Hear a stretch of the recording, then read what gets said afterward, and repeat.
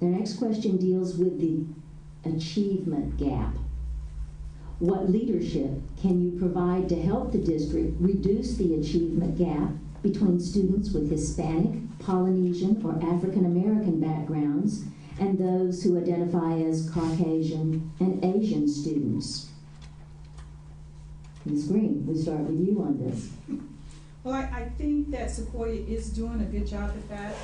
For one, I was glad to hear for once that Ravenswood wasn't the only school district that was a program improvement district.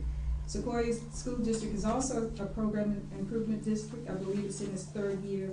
And in seeing that, it gave them an opportunity to look and address those students within our school sites that come into the school district at a lower level in math and English.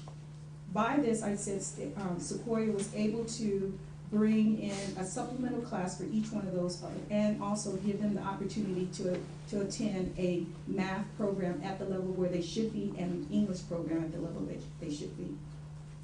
Mr. Ferrando. I think the district needs to look at all the schools within the district and choose best practices as a way of modeling how to close that gap.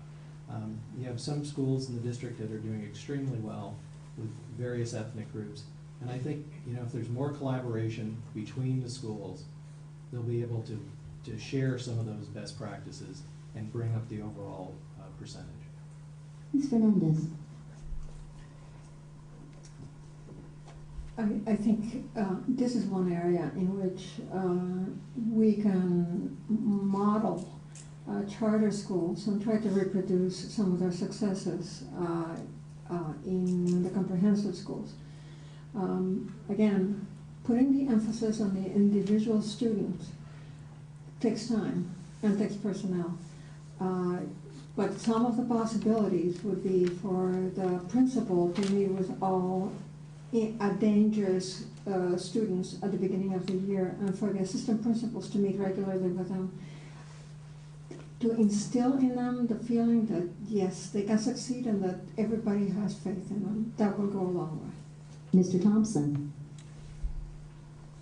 I agree with the prior speakers. We need to use best models, best practices and good models to accomplish this difficult task.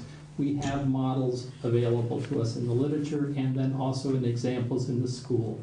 If you look at Summit, a small school with demographics, racial profile that meets the rest of the district, you show a high success ratio. We need to be in collaboration with that school so we understand and can figure out how those innovations migrate over to the school itself. They have something to do with those shared values that you were talking about and expectations. They have something to do with the small schools. They have something to do with individualized or differentiated instruction.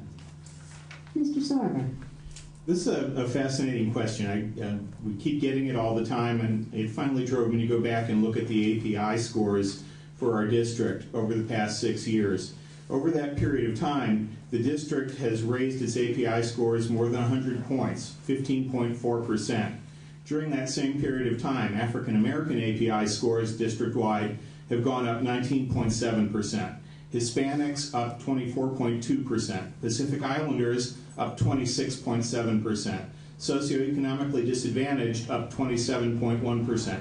The district is brilliantly doing these things to close the achievement gap and continuing to share best practices to make it happen even faster.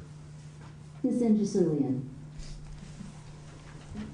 This problem is being considered all over the country, and looking at our dropout rate and looking at some of the things that happen in East Palo Alto, I don't know how we can be satisfied with what's happening, and the cycle of inquiry and innovation has to be a top priority for us. I blogged earlier this week about a school in Massachusetts, and they had some really key strategies that they're using. So there are models out there, but I don't think anybody really knows how to do this well.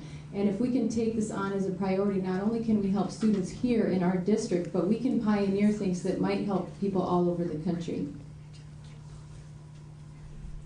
Our next question deals with, oh, I'm so sorry, Ms. Squirrel. Okay. I'm marking my finger.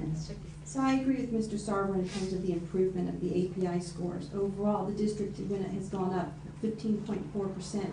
from 667 to 769. But the most dramatic improvement has been with the Redwood students, as I mentioned before, up 94%. But is there room for improvement? Yes, there is. One way of possibly doing this is working more collaboratively with the feeder districts to prepare the middle school students for high school. Another thing that I am very excited about is CTE classes and the opportunities that those classes present for hands-on learning so that students can be more applications oriented instead of theoretical.